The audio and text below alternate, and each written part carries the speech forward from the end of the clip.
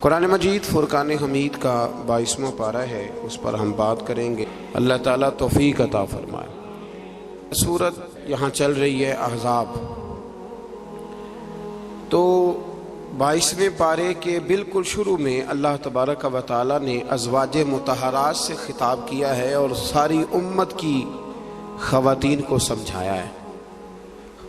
خاص مقام ہے سمجھنے والا۔ اللہ کریم نے بالکل شروع میں کہا کہ اے محبوب علیہ السلام کی بیویوں، آپ کا مقام لوگوں میں سے ذرا امتیازی ہے، سو تقوی اختیار کرو، غیر محرم مردوں کے ساتھ نرم لہجے میں بات نہ کرو۔ نرم لہجے میں غیر محرم کے ساتھ بات، بس اپنے کام کی بات کرو، اور وہ بھی اس طرح بات کرو جس طرح بے رخی سے ہوتی ہے۔ عورتیں نرم لہجوں کے ساتھ غیر محرموں کے ساتھ گفتگو نہ کرو۔ اور پھر ارشاد فرمایا جا رہا ہے کہ ضرورت کے مطابق بات کرو، زیادہ بات بھی نہ کرو، اپنے گھروں میں رہو اور زمانہ جاہلیت کی طرح زیب و زینت کی نمائش نہ کرو۔ نماز اور زکوٰۃ، اللہ اور اس کے رسول صلی اللہ علیہ وسلم کی اطاعت پر کاربند رہو، اور جو ایسا کریں گی تو ان کو دوہرا اجر ملے گا، اور ان کے لیے آخرت میں عزت کی روزی کا مقام ہے، روزی کا اہتمام ہے۔ اسی مقام پر اللہ کریم نے فرمایا انما یرید اللہ لیذہب عنکم الرجس اہل البیت ویطہرکم تطہیرا۔ فرمایا اللہ تو یہی چاہتا ہے اے نبی کے گھر والوں کہ تم سے ہر ناپاکی دور کر کے تمہیں صاف ستھرا کر دے۔ فرمایا اللہ تو یہی چاہتا ہے کہ تم سے ہر ناپاکی دور کر کے تمہیں، پیچھے کس کا ذکر ہو رہا تھا؟ ازواج مطہرات کا، نبی پاک علیہ السلام کی۔ تو یہ ذکر ہی، یہ آیت تذکرہ ہی ازواج کے تذکرے میں آیا۔ بہت سارے لوگ کہتے ہیں اہل بیت میں بیویاں شامل ہی نہیں، یہ صرف حضور علیہ السلام کہ وہ اہل بیت ہیں جو حضرت علی، سیدہ فاطمہ اور ان کی اولاد ہے۔ وہ خدا کے بندے، جب آپ سے پوچھا جاتا ہے گھر والوں کا کیا حال ہے تو بیویاں مراد ہوتی ہیں کہ نہیں؟ جب پوچھا جاتا ہے کہ گھر والوں کا کیا حال ہے، صرف بچے مراد ہوتے ہیں کہ بیوی بھی مراد ہوتی ہے؟ تو یہ عجیب فلسفہ ہے کہ یہاں لوگ کیا کرتے ہیں، کہتے ہیں صرف اہل بیت سے حضور صلی اللہ علیہ وسلم کے اولاد مراد ہے، بیویاں مراد نہیں۔ تو یہ سرے سے بات ہی درست نہیں ہے۔ جب اہل بیت کی بات ہوگی تو حضور کی ساری ازواج اہل بیت میں شامل، یہ سمجھ لے بات، چونکہ یہاں تذکرہ ہی ازواج مطہرات کا چلا آ رہا ہے۔ پھر اس سے آگے آیت نمبر 35 میں مومن مردوں اور عورتوں کی اکٹھی صفات کا بیان ہے۔ اللہ تبارک و تعالیٰ نے فرمایا کہ مومن مرد اطاعت شعار ہوتے ہیں، صداقت شعار ہوتے ہیں، صبر و رضا کا پیکر ہوتے ہیں۔ ان کے دل اللہ کے حضور عجز اور تواضع کے خوگر ہوتے ہیں۔ وہ صدقات دینے والے ہوتے ہیں، روزے دار ہوتے ہیں، اپنی حیا اور عزت کی حفاظت کرنے والے ہوتے ہیں، اور اللہ کا کثرت سے ذکر کرنے والے ہوتے ہیں، اور ان کے لیے اللہ نے بخشش اور اجر عظیم کی نعمتیں تیار کی ہوئی۔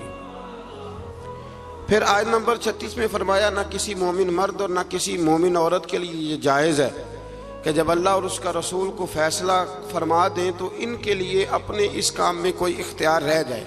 اس آیت کی تھوڑی تفسیر ضروری ہے، اس کی تھوڑی تفسیر کر دیتا ہوں۔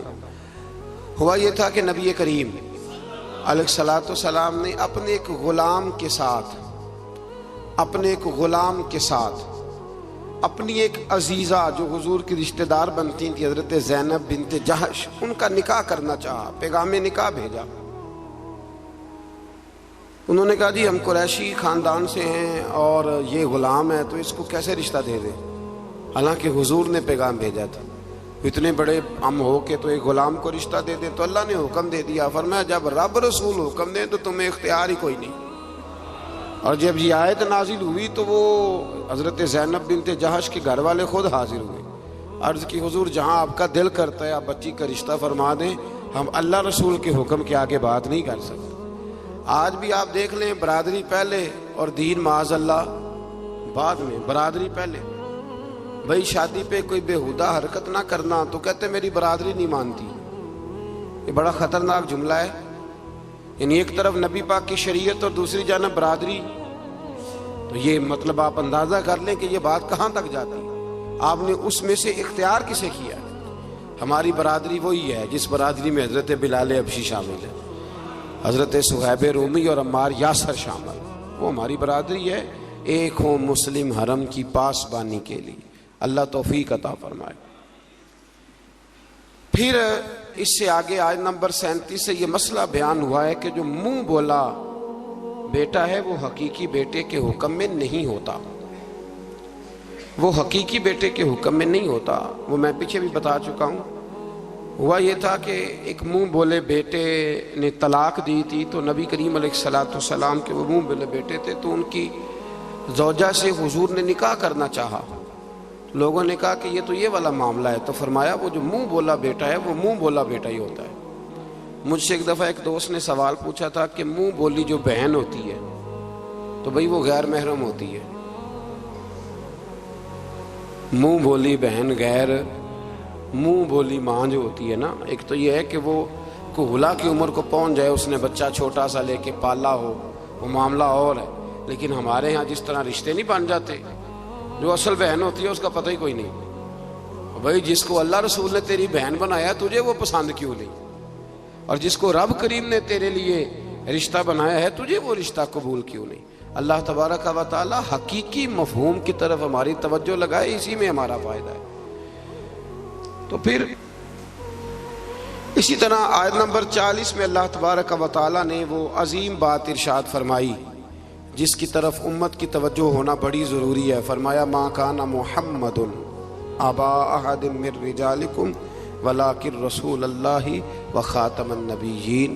فرمایا محمد صلی اللہ علیہ وسلم مردوں میں سے کسی کے باپ نہیں، ہاں اللہ کے رسول ہیں اور نبوت کو ختم کرنے والے ہیں، خاتم النبیین ہیں حضور نے فرمایا میں آخری نبی ہوں، میرے بعد کوئی نبی ضرورت بھی کوئی نہیں، اس لیے کہ میرے نبی نے کمی چھوڑی کوئی نہیں، ضرورت ہی کوئی نہیں، حاجت ہی کوئی نہیں، ضرورت ہی کوئی نہیں۔ بلا وجہ بعض لوگوں کو اللہ تبارک و تعالیٰ معاف کرے روٹی پیٹ بھر کے کھانے کو نہیں ملتی تو نبوت کا دعویٰ کر دیتے ہیں، اور عجیب و غریب قسم کے لوگ ہیں جو میدان میں آ نکلتے ہیں، اور مجھے تو ان لوگوں کی سمجھ نہیں آتی جو دلیلیں پوچھتے ہیں اور پھر بعد میں کہانیاں سناتے ہیں۔ تو بھئی حضور آخری نبی ہیں، رسول کریم کے بعد کوئی نبی آ سکتا؟ ایک بات کو سمجھیں، حضور کا تاج ہے ختم نبوت، یہ نبی پاک کی نشست ہے ختم نبوت، یعنی نبی ختم ہو گئے تو آخری نشست پہ حضور بیٹھے ہیں۔ تو اب جو کہتا ہے کہ میں نے بھی بیٹھنا ہے تو بے ادبی کرتا ہے کہ نہیں کرتا؟ اس لیے قادیانی اتنے برے ہیں، ان سے مسلمان اس لیے بیزار رہتے ہیں کہ وہ بہت بڑی بے ادبی کرتے ہیں۔ وہ نبی کریم علیہ السلام کے بعد کسی کو ذلی اور کسی کو بروزی نبی مانتے ہیں۔ بھائی رسول کریم پر نبوت ختم ہو گئی، اور نبی کریم علیہ السلام فرماتے ہیں میرے بعد کوئی نبی، فرمایا اگر کوئی ہو سکتا ہوتا نا تو خطاب کا بیٹا عمر ہوتا، جن میں صفتیں ہیں لیکن جو ہو سکتے تھے جب وہ نہیں ہوئے۔ جو ہو سکتے تھے تو ایک کانا آدمی، وہ کانا تھا مرزا، ایک آنکھ سے کانا تھا، اور عجیب اس کے باتیں تھیں، بڑے بڑے عجیب اس کو امراض تھے، اس نے اٹھ کے دعویٰ کر دیا۔ تو بڑے بڑے عجیب لوگ ہیں نا، ماننے والے تو شیطان کو بھی مانتے جاتے ہیں، معاذ، ماننے والے تو سب کو مل جاتے ہیں۔ اللہ تبارک و تعالی ہمیشہ حق پر استقامت عطا فرمائے۔ پھر اس سے آگے نبی کریم صلی اللہ علیہ وسلم کی کچھ اور صفات کا بیان ہے۔ اللہ کریم نے فرمایا یا ایھا النبی انا ارسلناک شاہدا ومبشرا ونذیرا، اے محبوب بے شک ہم نے آپ کو بھیجا ہے گواہ بنا کر، خوشخبری دینے والا بنا کر، ڈر سنانے والا بنا کر، وداعیا الی اللہ باذنہ، اور ہم نے آپ کو اللہ کی طرف بلانے والا بنا کے بھیجا ہے، وہ بھی اللہ کے حکم سے، وسراجا منیرا، اور ہم نے آپ کو چمکتا ہوا آفتاب بنا کے بھیجا ہے۔ تو نبی کریم علیہ السلام کو اللہ نے یہ صفات عطا فرمائی ہیں، شانیں عطا فرمائی ہیں۔ ایک بات آپ یہاں رک کے ذرا سوچئے گا، کچھ لوگ کہتے ہیں جی شان مصطفیٰ کا جلسہ کرنے کی کیا ضرورت؟ معراج مصطفیٰ، میلاد مصطفیٰ، آپ سیدھا سیدھا نماز روزے کی بات بتائیں، شان بیان کرنا کیوں ضروری ہے؟ یہ بہت بڑا مسئلہ ہے۔ بعض لوگ کہتے ہیں جی آپ سیدھا سیدھا کہیں کہ حضور نے فرمایا، سچ بولو،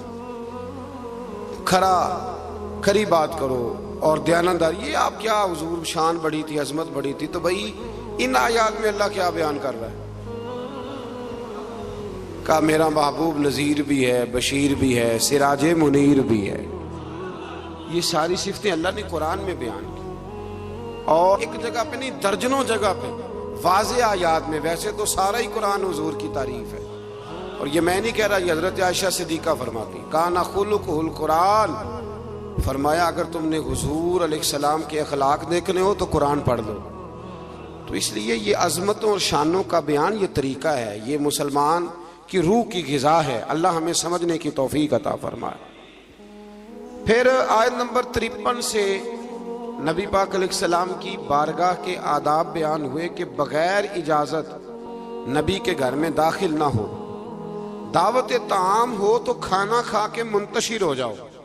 کھانا کھا لیا تو اب ہوا یہ کہ حضور نے دعوت پکائی کچھ صحابہ کی، تو کھانا کھا کے بیٹھ گئے گپ شپ کرنے کے لیے۔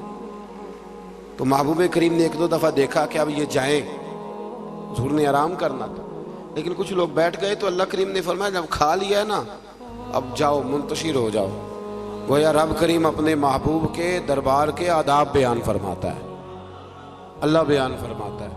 اللہ اکبر۔ نبی کی بیویوں سے کوئی چیز مانگو تو پردے کے پیچھے سے مانگو۔ نبی کی بیویوں سے آپ کی رحلت کے بعد دائمی طور پر مسلمانوں کا نکاح ممنوع ہے۔ اپنے کسی بھی عمل سے اللہ اور اس کے رسول صلی اللہ علیہ وسلم کو تکلیف نہ دو۔ شان رسالت میں عظیم ترین آیت ہے، آیت نمبر 56، بڑی عظیم آیت۔ کون سی بلا؟ ان اللہ وملائکتہ، فرمایا بے شک اللہ اور اس کے فرشتے یصلون علی النبی، نبی کریم پر درود بھیجتے ہیں۔ اللہ بھی بھیجتا ہے، اللہ کے فرشتے بھی درود پڑھتے ہیں۔ یا ایھا الذین آمنوا صلوا علیہ وسلموا تسلیما، اے ایمان والو تم بھی نبی پاک پر درود پڑھو اور خوب سلام پڑھو۔ تو یہ آیہ مبارکہ نازل ہوئی کہ، اور حضور صلی اللہ علیہ وسلم نے فرمایا اگر تم مجھ پر ایک بار درود پڑھو گے تو اللہ تم پہ 10 رحمتیں فرمائے گا، اور تمہارے 10 گناہ معاف کر دے گا، اور تمہارے 10 درجے اللہ بلند فرما دے گا۔ ایک بار درود شریف کو وظیفہ بنائے، پابندی سے پڑھا کریں، پابندی سے۔ میں نے اپنے بزرگوں کو دیکھا ہے کچھ کام کرتے، کبھی کبھی مجھے لگتا ہے کہ وہ کام آج بھی بڑے ضروری ہیں، بڑے ضروری۔ بزرگ یہ کیا کرتے تھے کہ وہ نا اپنی ریل رکھتے تھے، اپنا مصلی بچھاتے تھے مسجد میں آ کے، اور اپنی تسبیح سائیڈ پہ رکھ لیتے تھے صبح کے وقت، اور روزے نہیں ہوتے تھے تو پانی کا پیالہ بھی ساتھ ہوتا تھا۔ کچھ دیر قرآن پاک پڑھنا، اپنا مصلی بچھایا، پھر اس کے ساتھ کچھ دیر تسبیح پڑھنی، پھر پانی پہ پھونک مارنی، اس کو پینا۔ مجھے لگتا ہے یہ اہتمام ہے عبادت کا۔ میں دوستوں سے کہا کرتا ہوں کہ ہاتھوں میں تسبیح رکھ لو، تسبیح ہاتھ میں ہو تو چلتی بھی رہتی ہے۔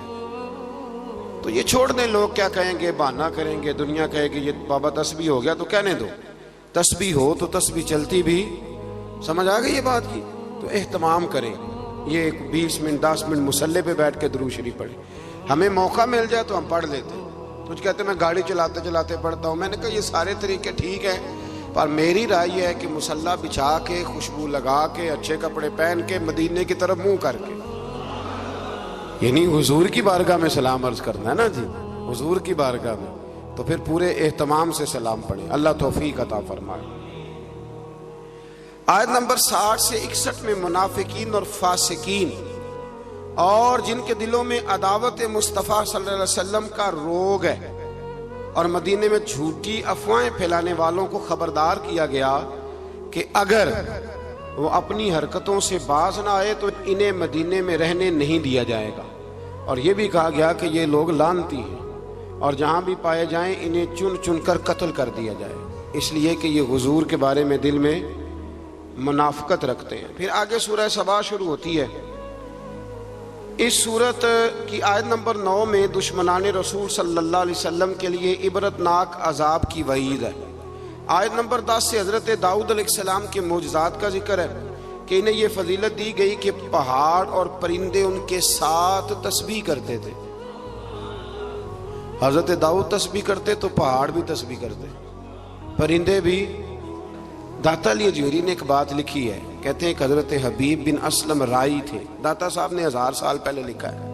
وہ کسی سے ملتے نہیں تھے, دوپہر کے وقت بکریاں لے کے جنگل میں چلے جاتے, ملتے نہیں. ایک بندہ بڑی دور سے آیا, کہنے لگا میں نے ملنا ہے. انہوں نے کہا بابا اس ٹائم نہیں ملتا. کہنے لگا اللہ کا بندہ ہے نا, تھوڑا ناراض ہی ہو جائے گا, چلا جاتا. کہتے میں پہاڑ کے پیچھے گیا تو میں نے عجیب نظارہ دیکھا کہ بابا جی مصلی پہ بیٹھے ہیں اور ایک بھیڑیا ان کی بکریاں چرا رہا ہے. بھیڑیا وہ کھایا کرتا تھا, آج چرا رہا ہے. کہتے ہیں بڑا حیران ہوا. بابا جی کہنے لگے اس وقت کیوں آئے ہو؟ تو میں نے کہا حضور اگر آئے گیا ہوں تو مہربانی کریں. میں نے فوراً کہا یہ بھیڑیا بکریاں چرا رہا ہے. فرمانے لگے جب سے میں نے رب سے صلح کر لیا نا, ساری مخلوق کی مجھ سے صلح ہو گئی, ساری مخلوق کی صلح ہو گئی. تو کہتے ہیں میرے دل میں خیال آیا کہ پتہ نہیں بابا کچھ کھلائے پلائے گا بھی کہ نہیں. تو کہتے ہیں لکڑی کا پیالہ پہاڑ کے نیچے رکھا تو وہ شہد سے بھر گیا. پھر میں نے وہ پیا, دوبارہ رکھا تو دودھ سے بھر گیا. پھر تیسری دفعہ رکھا تو وہ پانی سے بھر گیا. تو کہتے ہیں کہ میں بڑا حیران ہوا. تو کہنے لگے حیرانگی والی کون سی بات ہے؟ اگر بنی اسرائیل کے نبی دعا کریں اپنی نافرمان قوم کے لیے تو اللہ انہیں پہاڑوں سے پانی دے دیتا ہے. میں تو محمد عربی کا وفادار غلام ہوں, مجھے نہیں اللہ عطا کرے گا. یہ میں ساتھ ساتھ بزرگوں کی باتیں اس لیے کرتا ہوں جب بنی اسرائیل کا ذکر آتا ہے کہ میرے نبی پاک نے فرمایا علماء امتی کا انبیاء بنی اسرائیل, میری امت کے علماء اولیاء بنی اسرائیل کے نبیوں کی طرح ہوں گے. تو حضرت داؤد علیہ السلام کے ساتھ پرندے اور پہاڑ تسبیح کرتے تھے. لوہا ان کے لیے نرم کر دیا گیا تھا اور وہ زرہیں بناتے تھے اور باندھنے کے لیے ان میں کڑیاں بھی ڈالتے تھے. اسی طرح سلیمان علیہ السلام کے معجزات کا ذکر ہے کہ ہوا ان کے تخت کو تیز رفتاری کے ساتھ اڑا کر لے جاتی تھی اور اللہ تبارک و تعالیٰ کے حکم اور اذن سے جنات بھی ان کا حکم مانتے تھے, جنات بھی ان کا حکم. اور اس میں ایک واقعے کی طرف بھی اشارہ ہے. وہ ہوا یوں کہ حضرت سلیمان علیہ السلام نے نا بیت المقدس بنانی شروع کی تو ڈیوٹی جنوں کی لگا دی. فرمایا چلو بناؤ. یہ قرآن مجید میں ذکر ہے. حضرت سلیمان علیہ السلام نے جنوں کی ڈیوٹی لگائی تو پتا تھا آپ کو کہ میرا وقت بھی قریب ہے. بعض محدثین نے لکھا ہے کہ یہ 12-15 سال کی عمر میں یا 20 سال کی عمر میں بادشاہ بن گئے تھے, بڑی تھوڑی عمر. تو ان کو پتا تھا میرا وقت قریب ہے. تو بیت المقدس جو ہے اس کی تعمیر کا آغاز تو کیا تھا حضرت داؤد علیہ السلام نے, ان کے والد نے. وہ وصال کر گئے تھے, ان کو وصیت کر گئے. حضرت سلیمان ہم اس کو انہی بنیادوں پہ بنا رہے تھے تو ڈیوٹی لگائی جنوں کی کہ بناؤ. پتا تھا میرا وقت قریب ہے تو عرض کرنے لگے مالک اگر میں دنیا سے چلا بھی جاؤں تو ان سے پوشیدہ رکھنا, چلا بھی جاؤں تو ان سے پوشیدہ رکھنا, جنوں سے. میں پردہ کر گیا ہوں. تو اپنی لاٹھی پر ٹیک لگا کے کھڑے ہو گئے. جن کام کرتے رہے, وہ کرتے ہی رہے, کرتے ہی رہے, کرتے ہی رہے. ان کو پتا تھا کہ حضرت سلیمان کھڑے ہیں, ذرا بھی حرکت کی نا تو ناراض ہو جائے. کچھ نے لکھا ہے کہ کئی مہینے بیت گئے, حضرت سلیمان کھڑے ہیں. جب کام مکمل ہو گیا نا تو پھر اللہ نے حکم دیا زمین کو کہ سلیمان کو نہیں, ان کی لاٹھی کو تو کھا جا. تو پھر لاٹھی کو زمین نے کھانا شروع کیا. وہ لگ جاتی ہے نا کچھ چیزیں لکڑی کو جو کھاتی ہیں, نے کھانا شروع کیا تو ڈنڈا ٹوٹا تو آپ زمین پہ تشریف لائے. پھر جنوں کو پتا چلا کہ حضرت سلیمان تو وصال کر گئے. کتنی دیر ایسا رہا. اللہ تبارک و تعالی کتنے مہینے نبی, یہ قرآن مجید پڑھ رہا ہوں, آپ 22ویں پارے کی تلاوت کریں تو اگر حضرت سلیمان کتنے مہینے انتقال کے بعد بھی کھڑے رہیں تو ان کو کچھ نہیں ہوتا, تو بتائیے نا پھر حضور کا وہ فرمان کتنا حق اور سچ ہے کہ اللہ نے حرام کر دیا ہے زمین نبیوں کا وجود کھاتی ہی نہیں. ان اللہ حرم علی الارض ان تاکل اجساد الانبیاء فنبی اللہ حی. فرمایا اللہ نے حرام کر دیا ہے زمین پر وہ نبیوں کے جسموں کو کھاتی. اللہ کے ہر نبی زندہ ہے اور وہ رزق دیے جاتے ہیں. اللہ سمجھنے کی توفیق دے. پھر آیت نمبر 22 سے مشرکین کے باطل معبودوں کی بے بسی کا بھی ذکر ہے، اور یہ کہ اللہ تعالیٰ کے حضور اس کے اذن کے بغیر کسی کو شفاعت کی مجال نہیں، عرض کریں گے وہ اللہ تبارک و تعالیٰ کی اجازت سے کریں گے۔ آیت نمبر 28 میں رسول کریم علیہ السلام کی رسالت عامہ کا ذکر ہے، عام رسالت ہے نبی پاک کہ آپ کی دعوت پورے عالم انسانیت کے لیے، اور یہ سارا عالم انسانیت آپ کی امت دعوت ہے، اور جن خوش نصیبوں نے ایمان قبول کر لیا وہ امت اجابت ہے۔ ایک ہے نبی پاک کی امت دعوت، تو وہ جس کا اللہ رب ہے نا، ان سب کی طرف حضور رسول بن کے آئے، یعنی سب کو حضور نے دین کی دعوت دینی ہے۔ ہاں جو دعوت قبول کر لے پھر وہ امت اجابت ہے، قبول کرنے والی امت۔ اگلی آیات میں اسی مفہوم کو بیان کیا کہ اپنے عہد کے جابروں اور متکبرین کو آخرت میں ان کے عہد کے کمزور طبقات کے لوگ یہ کہیں گے کہ ہمارے ایمان سے محرومی کا سبب تم بنے تھے۔ مزید بتایا کہ پچھلی امتوں کے خوشحال لوگ مال و دولت کی فراوانی کو اپنی مقبولیت کی دلیل سمجھتے تھے، کہتے تھے ہم اللہ کے قریبی ہیں اسی لیے تو اتنی مال و دولت دی ہے اللہ نے ہمیں، اس کو وہ دلیل بناتے تھے۔ حالانکہ مال و دولت کوئی دلیل اگر یہ قریب ہونے کا ذریعہ ہوتی تو سب سے زیادہ میرے نبی پاک کی تجوریوں میں ہوتی، یہ کوئی دلیل نہیں۔ اللہ نے فرمایا کہ اس کا قرب مال و دولت کی فراوانی سے نہیں ملتا بلکہ ایمان اور عمل صالح کی دولت سے ملتا ہے، اور رزق کی کشادگی یا تنگی کا تعلق کسی کی فضیلت یا بے توقیری سے نہیں ہے، بلکہ یہ اللہ تعالیٰ کی حکمت ہے کہ کبھی وہ نعمتوں کی فراوانی امتحان کے طور پر فرماتا ہے اور کبھی آزمائش میں مبتلا کر کے بندے سے امتحان لیتا ہے۔ آیت نمبر 40 میں اللہ تعالیٰ کے فرشتوں سے سوال کہ کیا یہ لوگ تمہاری عبادت کرتے ہیں؟ فرشتوں کا اللہ تعالیٰ کی تسبیح بیان کرتے ہوئے اس کی بندگی کا اظہار کیا، اس بات کا اللہ نے اس آیات میں ذکر کیا۔ آیت نمبر 45 میں فرمایا کہ ان کفار سے پہلے جن لوگوں نے رسول کو جھٹلایا، ہمارے رسولوں کو، ان سے قوت اور دبدبہ میں وہ لوگ زیادہ مضبوط تھے۔ آج جو جھٹلا رہے ہیں نا قریش والے، تو جو پہلے جھٹلاتے تھے وہ قوت اور دبدبے میں زیادہ مضبوط تھے، لیکن وہ بھی اللہ تعالیٰ کے عذاب سے بچ نہ سکے۔ تو جب وہ نہیں بچ سکی قومیں عاد اور قومیں سمود، اتنی تگڑی قومیں، تو یہ تو بات ہی کوئی نہیں، تو بات ہی کوئی نہیں۔ اللہ اکبر۔ آخری آیات میں فرمایا کہ روز حشر کفار کی خواہش ہوگی کہ عذاب سے نجات مل جائے، مگر ان کی یہ خواہش پوری نہیں ہوگی۔ پھر سورہ فاتر شروع ہو جاتی ہے اس سے آگے، تو اس کی آیت نمبر 5 میں تمام انسانوں سے خطاب کرتے ہوئے فرمایا کہ قیامت کا وعدہ حق ہے، اور دنیاوی زندگی کی لذتوں میں کھو کر کہیں دھوکے میں نہ پڑ جانا، اور شیطان تمہارا دشمن ہے، اس لیے تم بھی اسے اپنا دشمن ہی سمجھو، اس سے جرانے لگانے کی ضرورت، اس سے دوستیاں نہ کرتے پھر اس کے لیے تیاری نہ کرو۔ یہ رمضان کے آخری دن شروع ہو جاتے ہیں تو ہمارے بچے موٹر سائیکلیں تیار کرنی شروع کر دیتے ہیں، یعنی عین رمضان میں۔ مجھے کچھ لوگ کہتے ہیں کہ یہ عید والے دن بڑی طوفان بدتمیزی ہوتی ہے، تو میں کہتا ہوں کہ اللہ تعالیٰ ہمیں معاف کرے، ہوتی عید والے دن ہے پر اس کی تیاری رمضان میں ہوتی ہے، تو کتنا بڑا جرم ہے۔ یعنی ادھر چاند رات کا اعلان ہوگا تو ادھر تماشا لگ جائے، ہمیں احتیاط کرنی چاہیے۔ حضور علیہ السلام نے فرمایا تو یہ جو چاند رات ہوتی ہے نا، یہ تو مزدور کو مزدوری ملنے کا وقت ہوتا ہے، تو لوگ ہیں کہ وہ کھیل کود میں لگ جاتے ہیں۔ اللہ سمجھنے کی توفیق دے۔ آیت نمبر 9 سے 13 تک ایک بار پھر اللہ تعالیٰ کی قدرت کے تحت بارش کے نظام کا ذکر ہے۔ انسان کو اس کے جوہر تخلیق کی طرف متوجہ کیا گیا تاکہ سرکشی کا شکار نہ ہو، اور وہ یہ کہ مادہ کے پیٹ میں حمل کو بھی اللہ جانتا ہے، اور یہ کہ کس کی عمر میں درازی ہے یا کس کی عمر میں کمی ہے، وہ سب اللہ نے کتاب تقدیر میں لکھ دیا ہے۔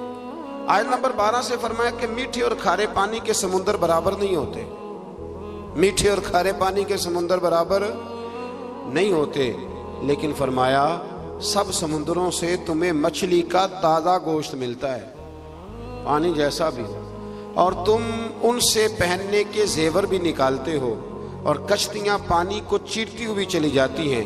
نظام لیل و نہار اور شمس و قمر اسی کے حکم کے تابع ہیں، اسی کے حکم کے یہ چاند سورج اگر کسی انسان کے قبضے میں ہوتے تو کب سے اختلاف ہو گیا ہوتا. کوئی کہتا ادھر سے نکل, کوئی کہتا کم از کم جو حکومت بدلتی وہ تو ضرور بدلتی ایک دفعہ. یہ پچھلے لایا ہے, لہذا معاذ اللہ ہم نہیں چلنے دیں گے.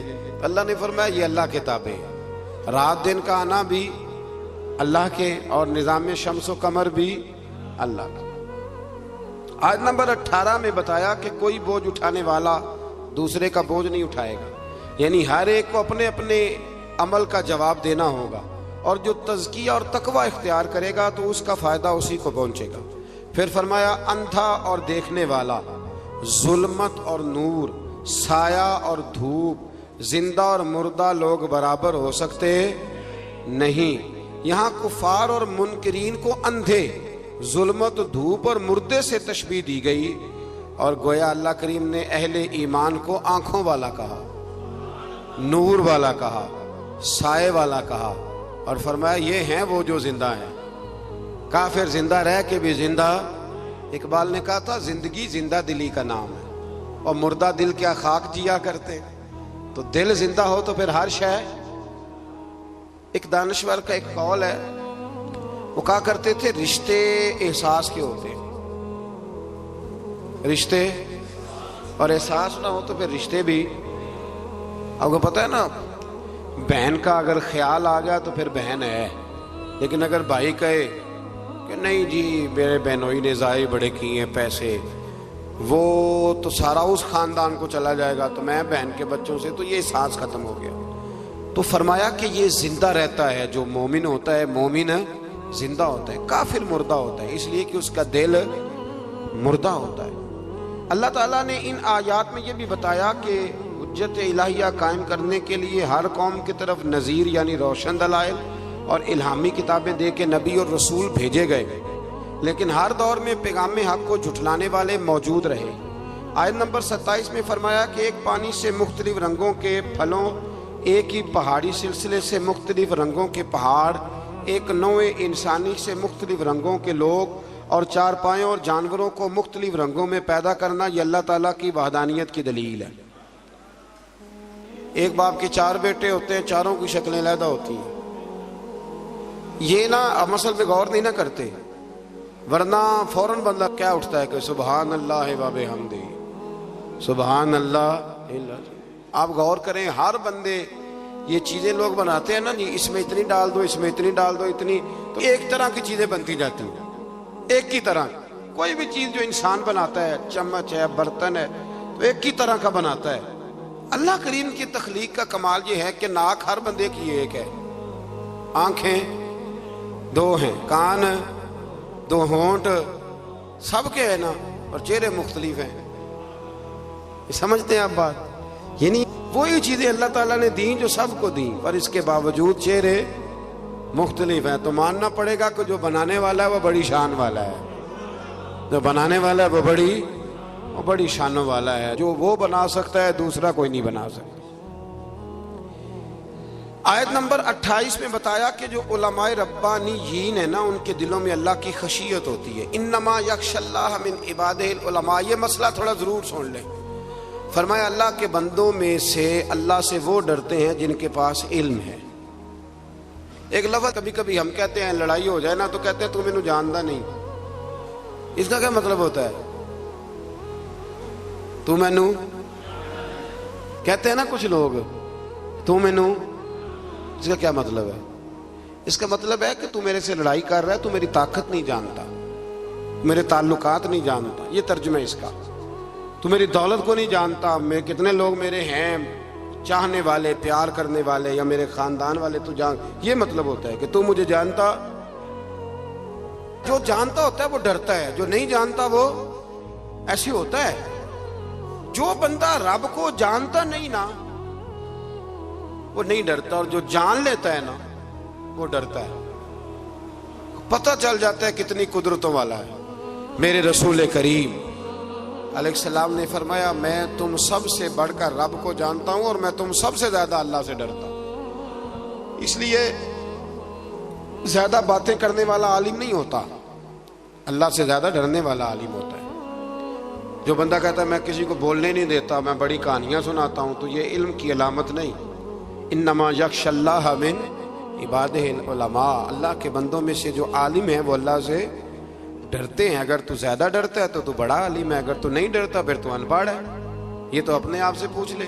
اب لوگ کہتے ہیں جو جری ہو جائے، جو بے دریغ بولے وہ عالم ہے۔ نہ بھائی، جو سوچ سوچ کے بولے، جو ڈر ڈر کے بولے، جو احتیاط سے بولے، اصل عالم وہی ہوتا ہے۔